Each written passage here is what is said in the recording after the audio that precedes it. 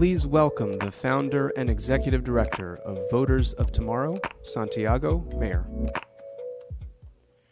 Good morning, California. My name is Santiago Mayer, and I'm honored to be here today and excited to speak about the critical role that young voters will play in this year's midterm elections. Before I go any further, I want us to take a moment to acknowledge and recognize the sacred native land from which I'm speaking to you today, which is the ancestral land of the Kizh, Tongva, and Chumash peoples. With everything going on in the world, I'm often asked how I can remain optimistic, and my answer is actually quite simple. Young people. Every day, I talk to young, pro-democracy activists and organizers whose lives revolve around ensuring the survival of the values that we all, as California Democrats, hold dear, who tirelessly fight to promote justice, who will walk out of class to stand up for what is right. Young people who will not allow democracy to fall. My optimism is due to young voters who showed up to the polls in 2018, who showed up to the polls in 2020, and who will once again show up in 2022.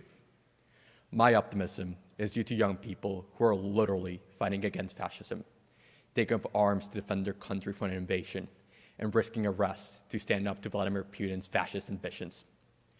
You know, Generation C is united by its shared experiences.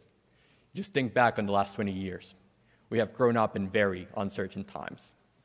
Our childhood has been upended by wars, terrorist attacks, economic recessions, school shootings, a pandemic, and an ever-continuously deteriorating climate. We have lived through so many once-in-a-lifetime events that many of us have just lost count. Thankfully, though, our resolve remains strong. We're fighting to give future generations a chance to grow up without the fear and chaos that shaped us. We're committed to building a better future for everyone. The struggle for democracy, both at home and abroad, is something that unites us all, regardless of age, background, or nationality. I immigrated to the United States. I'm not a citizen. I can't vote. But just because I don't have a vote, it doesn't mean I don't have a voice.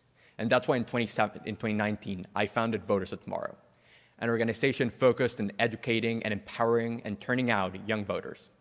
Our team, which is made up of Gen Zers from across the country, might be separated by distance, but we are united by a common cause, achieving record high youth voter turnout in this year's midterm elections.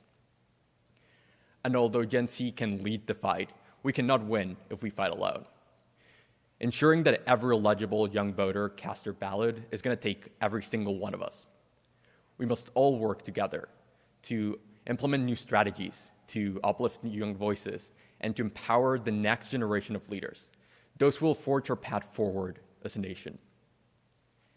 Now, with all the threats that we are seeing to our democracy, it's going to take every single one of us to play their part in reaching out to the young people in our lives, in our organizations, and in our communities. It's going to take all of us to listen to young voters without belittling their concerns, because those concerns are going to be what drives them to the polls. We need to give our all to turning out Generation C, just like Generation C is giving its all to save democracy. Every day I listen to pundits saying that this year's elections are lost, but I disagree. I think that together we can turn out young voters in races up and down ballot, races whose result will be determined by the youth vote. I think that working together, we can elect candidates who will stand up for Gen Z values and who will stand in support of the Gen Z agenda. I think that together, we can stop the fascist far right from stopping our democracy and destroying all the things that we hold dear in our state, in our country, and in our world. I think that together, we can elect candidates who are committed to building a better America. And if we work together, we can win this election. Thank you.